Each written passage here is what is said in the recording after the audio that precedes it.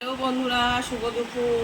দেখো পাখিস kitchen with ব্লগে আজকে চলে এসেছি দুপুরে থালি নিয়ে। থালিতে কি আছে দেখো। থালিতে নিয়ে নিয়েছি প্রথমে আমি ভাত নেব, উচ্ছে ভাজা, আর করেছি লাল শাক ভাজা, আজকে সব ভাজা, মাছের ডিমের বড়া, দেখো একটু চাটনি, আচ্ছা, আর করেছি পটল ভাজা। আজকে সব ভাজাই খাবো আমি। আর করেছি রোববার স্পেশাল চিকেন কষা। চিকেন কষাটা না খেতে ভীষণই ভালো লাগে। আর সাথে নিয়েছি এদিকে অল্প করে শশা কেটে নিয়েছি। কেউ খায় না শশাটা, ওই জন্য আমিই খাবো। কারণ নাকি শশাটা ভালো লাগে না, কিন্তু আমার বেশ ভালো লাগে। তা কে কে মাছের ডিমের বড়া খেতে ভালোবাসো অবশ্যই বলো। আমি একটা খেয়ে দেখি কেমন হয়েছে বড়াটা। বড়াটা ভীষণ ভালো হয়েছে।